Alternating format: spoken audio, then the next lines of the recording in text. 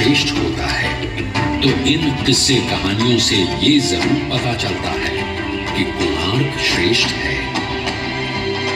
द्वापर युग था।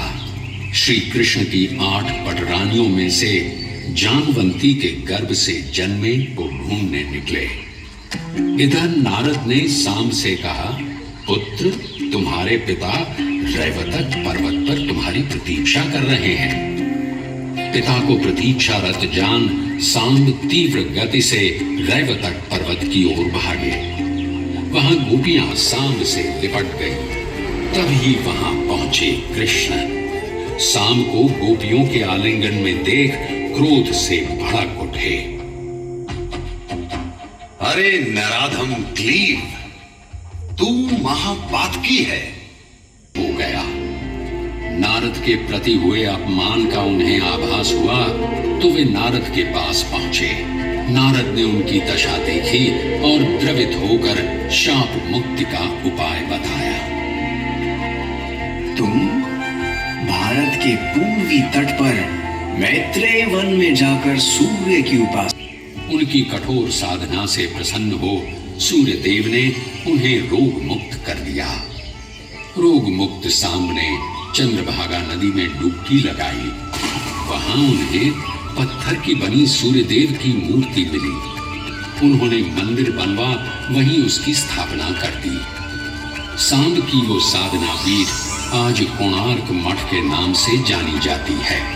और आज भी देश के विभिन्न हिस्सों के कुछ कितने कारीगर काम करेंगे, कितना अर्थ व्यय होगा, सारा हिसाब लगाया जा चुका था। भ्रमरवर हरिचंदन आय व्यय की देखभाल कर रहे थे। पुरी से 19 मील उत्तर पूर्व पदमतोला गंड नामक पुष्करणी को भरकर मंदिर बनाने का फैसला ले लिया गया। ओडिशा के कारीगर लगाए गए निर्माण कार्य में काम पूरा करने के लिए और समय निर्धारित किया गया 12 वर्षों का। महाराज नरसिंह देव स्वयं रुचि ले रहे थे निर्माण कार्य में।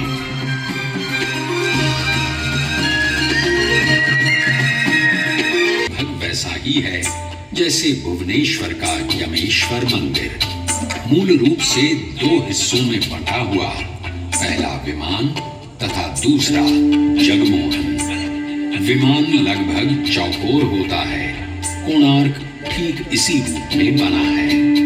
केंद्रीय मंदिर रथ की आकृति में बना है। सूरज के 7 घोड़ों द्वारा खींचे जा रहे विमान और जगमोहन दोनों एक ही पीठ पर संयुक्त रूप से बने हुए रथ का सा आभास पैदा करते हैं। सूर्य रथ में 24 पहिए हैं। संप्रदाय और देश में फर्क नहीं करता।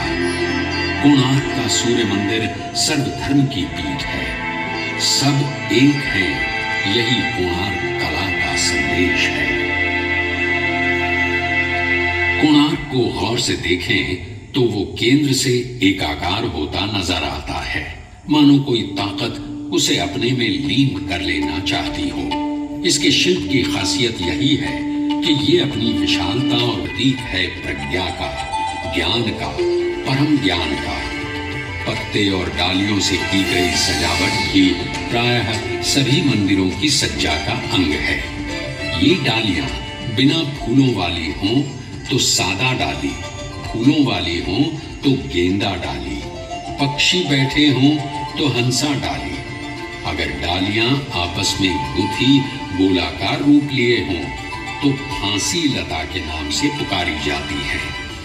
कोणार्क के पहिए और चक्र, साथ ही कई द्वारों पर ऊपर की ओर बढ़ती लता डालियां जो मानव आकृतियां लिए हुए हैं, उन्हें भी उकेरा गया है। कोणार्क मंदिर के प्रवेश द्वार पर एक और खास आकृति उकेरी नजर आती है। वो है आपस में गुथी नाग नागिन की आकृति, जिसे अहिबंध या नागबंध के नाम से जानते हैं। उड़ीसा के मंदिरों की यह साज सज्जा सिर्फ क्षैतिज या लंबवत आकार में ही नहीं है, बल्कि गोलाकार सतहों पर भी नजर आती है, जैसे कोणार्क चक्र। जनपद के महान शिल्पी विष्णु महाराणा प्रणाम स्वीकार करें। जन्म लेने के बाद जब से मैंने होश संभाला तब से मेरी आंखें आपको ही ढूंढती रही। आपकी शिल्प कला के बारे में सुन सुनकर मैं पत्थरों को काटना, उन्हें आकार देना सीख गया। आप मेरे आदर्श हैं, आप ही मेरे गुरु हैं। बचपन में पिता की बाहों का झूला तो नहीं मिला, लेकिन गुरु का आशीष तो मिल सकता है ना महाराज। माथे पे आशीष का हाथ रख दीजिए विष्णु महाराणा। कौन हो तुम बालक? तुम्हें देख मेरा व्याकुल मन और विचलित हो गया। 1200 शिल्पियों के प्राण पुत्र स्नेह से अधिक प्रिय है। क्षमा पुत्र, मैं विवश हूं। ये दधिनौती नहीं लगा तो शिल्पियों के प्राण चले जाएंगे। अभी तुम जाओ, बाद में मिलूंगा जब काम समाप्त हो जाएगा। ये काम तो अभी के अभी समाप्त किया जा सकता है। ये दधिनौती शिखर पे चढ़ाना कौन सा मुश्किल काम है। मैं आपका पुत्र हूँ महाराज, बस आशीर्वाद दीजिए। अचंभित पिता मुंह खोले देखते रह गए। धर्मपद जुट गया। देखते ही देखते दधिनौती शिखर को छूने लगा। जो काम सिद्ध शिल्पी न कर सके वो 12 वर्ष के एक बालक ने कर दिखाया। सब चकित थे। काम पूरा हो जाने का उत्साह था, वहीं एक 12 वर्ष के बालक से हार जाने की ग्लानि भी। शिल्पियों के दल में बातें शुरू हो गईं। अगर महाराजा को इस बात का पता चला तो सबकी बदनामी होगी। हमारी कला, हमारी कारीगरी से लोगों का भरोसा उठ जाएगा। बात धर्मपद के कान में पड़ी। पिता के शिल्प और 1200 शिल्पियों की कलाकारी पे उसकी वजह से प्रश्न उठे, ये उसे मंजूर नहीं था। और देखते देखते चंद्रभागा नदी में छलांग लगा। शिल्पी मान मर्यादा की रक्षा के लिए अपने प्राण त्याग दिए।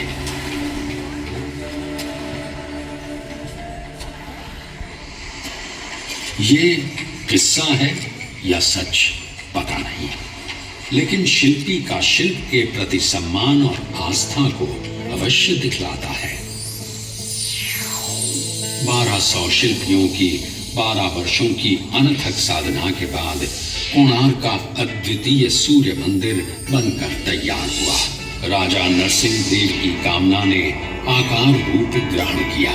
इसके बनने के उपलक्ष्य में जबरदस्त समारोह का आयोजन किया गया।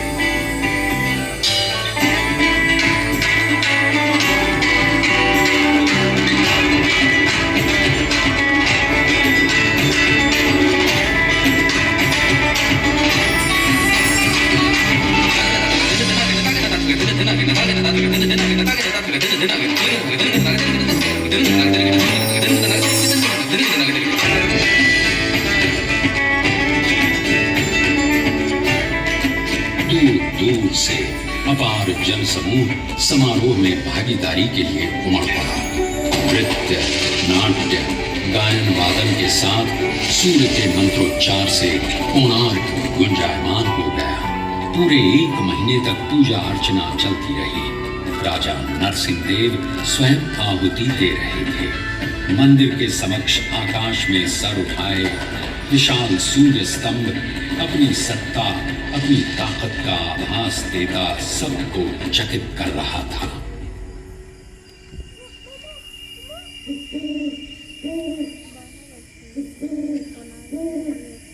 तेरहवीं शताब्दी के मध्य में बना हिंदू वास्तुकला का ये नायाब नमूना कैसे और कब अपनी चमक खो बैठा, एक बियाबान जंगल में दब गया, इसकी ठीक ठीक जानकारी नहीं मिलती है। पद्म क्षेत्र देवला कर्मांगी के ताड़पत्र के अंतिम हिस्से में कहा गया है, वर्षों तक पद्म क्षेत्र में मेरे द्वारा बताई नीति से सेवकों ने सूर्य की आराधना नहीं की। परिणाम स्वरूप सूर्य देव इस मंदिर को छोड़ चले गए। हालांकि ये बात कब लिखी गई इसकी जानकारी नहीं मिलती, इसलिए इसे भी साक्ष्य रूप में नहीं माना जा सकता।